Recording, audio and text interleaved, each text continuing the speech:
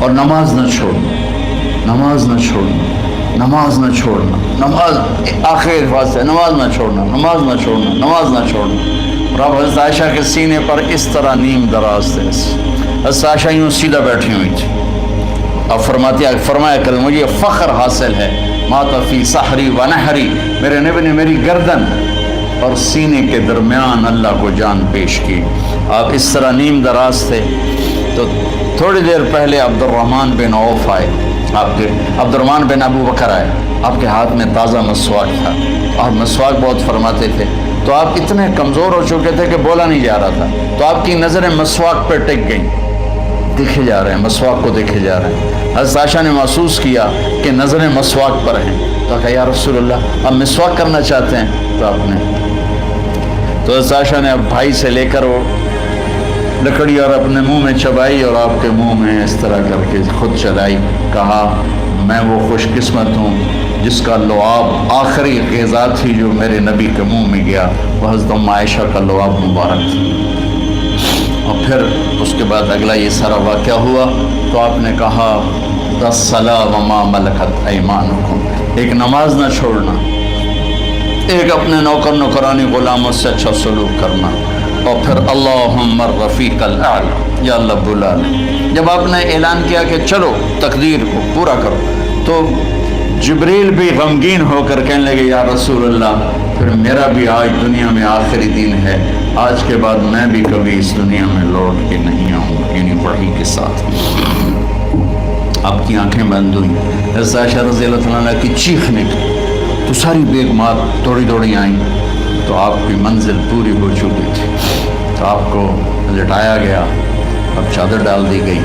ابو بکر رضی اللہ تعالیٰ عنہ اپنی دوسری بیگم کے پاس گئے تھے عوالی، 3-4 میل، پتہ چلا تو وہاں سے گھوڑے پر وہ دوڑتے ہوئے آئے اور آ کر آپ کے ماتھے سے چہرے سے کپڑا ہٹایا اور آپ کے ماتھے پر بوسہ لیا تو آپ کے آنسو ماتھے پر گرے، کوا و نبی یا وا خلیلا وا صفیہ، ہائے میرا نبی، ہائے میرا دوست، ہائے میرا خلیل، ہائے میرا جگر، کہ یا رسول اللہ آج کے بعد آپ کوئی دکھ نہیں دیکھیں۔ جب آپ درد سے بے قرار تھے اور بی بی فاطمہ رضی اللہ تعالیٰ عنہ ساتھ بیٹھی تھی تو آپ کی بے قراری کو دیکھ کر وہ رونے لگی کہ ہائے میرے ابا کا درد، ہائے میرے ابا کا درد۔ تو میرے نبی نے کہا ما علی ابیک کرب بعد اليوم، بیٹی آج تیرے باپ کے دکھ کا آخری دن ہے، آج کے بعد کوئی دکھ نہیں دیکھیں گے۔ تو صدیق نے کہا آپ آج کے بعد کوئی دکھ نہیں دیکھیں گے۔ اب تشریف لے گئے مسجد میں تو کوہرام مچا ہوا تھا، کچھ گمسم تھے اور عمر رضی اللہ عنہ تلوار اٹھائے ہوئے تھے، جو کہے گا اللہ کا نبی فوت ہو گیا میں سر اڑا دوں گا، وہ فوت نہیں ہوئے، وہ اللہ کے پاس گئے، ایک جنونی کیفیت پیدا ہوتی، وہ واپس آئیں گے، سارے کفار سے جہاد کریں گے۔ تو ابو بکر ممبر پر آئے، کہا عمر بیٹھ جاؤ، عمر کہنے لگے نہیں بیٹھتا، انکار نہیں بیٹھتا، وہ تلوار ایسے، سبحان اللہ واہ صدیق واہ۔ آپ نے ممبر پہ کھڑے ہو کر کیا سونے سے بھی لکھے جائیں تو کم ہے، قیمت اس سے زیادہ ہے، میرے صدیق نے کہا لوگو من کان یعبد محمدا فإن محمدا قد مات، جو محمد کی پوجا کرتے تھے تو آج محمد کو اللہ نے موت دی تھی، ومن کان یعبد اللہ فإن اللہ حی لا یموت، اور جو اللہ کی پوجا کرنے والے ہیں وہ یاد رکھو ان کا اللہ زندہ ہے، موت سے پاک۔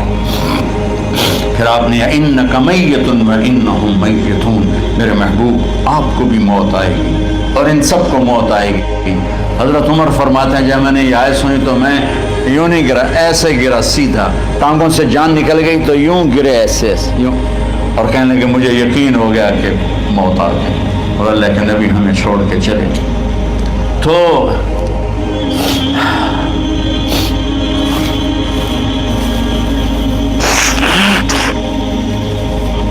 غسل کون دے، کیسے دے؟ اہل بیت نے غسل دینا تھا۔ آپ کے کپڑے اتار کے غسل دیا جائے یا جو آپ نے کپڑے پہنے ہیں اسی میں غسل دیا جائے تو پریشان ہے، کیا کیا جائے؟ سب پہ اونگ طاری ہو گئی، ایک دم سب کو نیند آئی اور غیب سے آواز آئی کہ ہمارے نبی کو کپڑوں سمیت غسل دیا جائے۔ آپ کے بدن مبارک سے کپڑا نہیں اتارے، کوئی اتارے نہیں، تو اس آواز پر سارے بیدار ہوئے۔ تو حضرت عباس، فضل بن عباس، شقران آپ کے غلام، اور اسامہ بن زید اور علی بن ابی طالب آپ کو غسل دینے والے تھے۔ حضرت علی آپ پر پانی ڈال رہے تھے اور فضل بن عباس جسم کو مل رہے تھے، اور حضرت علی ساتھ ساتھ روتے ہوئے، یا رسول اللہ، آپ نے ہمیں صبر کا حکم دیا، اگر آپ ہمیں صبر کا نہ کہتے تو آج ہم دنیا کو رو کے دکھاتے، اور آج ہم دنیا کو اپنا غم دکھاتے کہ کس طرح غم کیا جاتا ہے۔ اور یا رسول اللہ، آپ کے جانے پر وہ نقصان ہے جو قیامت تک نہ پہلے ہوا نہ بعد میں ہوگا، کہ آپ کے بعد نبوت کا دروازہ بند ہو گیا۔ اس طرح پانی بھی ڈال رہے تھے اور روتے بھی جا رہے تھے، اور فضل بن عباس وہ آپ کے پہلو بدل کر ہاتھ مل رہے تھے، ہاتھوں سے مل رہے تھے۔ قبر کے کھودنے کا وقت آیا تو وہ لحد ہوتی ہے، کھڈا کھود کے پھر سائیڈ میں کھڈا کھودا جاتا ہے، اور ایک ہوتا اسٹریٹ جیسے ہمارے ہاں ڈال کے اوپر وہ سلیب ڈال دیتے ہیں، تو کیسے بنائی جائے؟ تو ابو طلحہ رضی اللہ تعالیٰ عنہ قبر بناتے تھے وہ والی لحد والی، تو فرمایا جو پہلے آ جائے گا نا وہی قبر تیار کر۔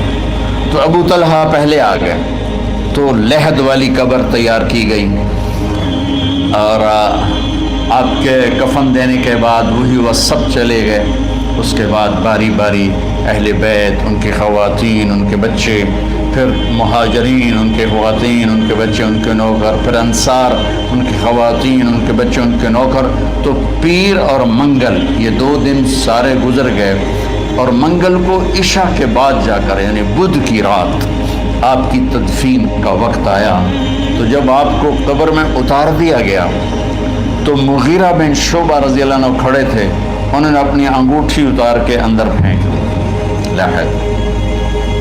تو پھر کہنے لگے علی کہ میری انگوٹھی نیچے گر گئی ہے، اٹھا لوں؟ ایک بہانہ کیا نبی کو بوسہ لینے کا، انگوٹھی پھینک کر فرمانے لگے علی وہ میری انگوٹھی گر گئی ہے، اٹھا لوں؟ سب دیکھ رہے تھے کہ پڑی ہوئی کہاں اٹھا لو، تو انگوٹھی کیا اٹھانی تھی، نیچے جا کر اللہ کے نبی کو لپٹ گئی اور دھاڑ دھاڑ رونا شروع کیا۔ سب صحابہ کی چیخیں نکال دی۔ انگوٹھی تو ایک بہانہ ہی تھا، آخری شخص جس کا جسم نبی کے جسم سے ٹچ ہوا وہ مغیرہ بن شعبہ ہے۔ تو پھر سب نے شور مچایا کہ باہر نکالو، باہر نکالو، باہر نکلو، باہر نکلے۔ تو اینٹیں لگائی گئیں، پھر مٹی ڈالی گئی۔ تو جب واپسی ہوئی تو حضرت انس گزرے تو حضرت فاطمہ کھڑی تھی، طابت نفوسکم ان حسیتم علی رسول اللہ التراب۔ انس کس جگر کے ساتھ تم نے نبی کو مٹی میں چھپا دیا، کس جگر کے ساتھ تم نے نبی کو مٹی میں چھپا دیا؟ اللہ سے ملا دے۔ قبر دیکھنے کو خوفناک ہے، اگر اللہ راضی ہے، جب کبھی قبر سے ڈر لگتا ہے، بہت ہی لگتا ہے، تو خیال آتا ہے اگر اللہ راضی ہے پھر تو مسئلہ ہی کوئی نہیں ہے، چونکہ اللہ نے اپنے محبوب کو بھی قبر میں اتارا۔ یہ نہیں کہا کہ ایک خوبصورت بیڈ روم بنا کے اس میں لٹا دو، کہا قبر میں اتارو۔ اگر اللہ راضی ہے تو مرنے والی ہو یا مرنے والا ہو تو مزے ہی مزے ہیں۔ یہ سارے دعا کرو کہ جب ہم دنیا سے جا رہے ہوں اللہ ہم پہ خوش، اللہ ہم سے راضی۔ کوئی بڑا مسئلہ نہیں ہے، فرائض کے ساتھ اللہ کو راضی کرو اور اچھے سلوک کے ساتھ اللہ کے بندوں کو راضی کرو۔ اپنی زبان کو خوبصورت بول کا عادی بنا، اس سے گالی، اس سے غیبت، اس سے چغلی، اس سے شکایت، اس سے تانے، اس سے طنز اللہ کے واسطے نکال دو، اور اس زبان کو میٹھے بول کا عادی بنا لو۔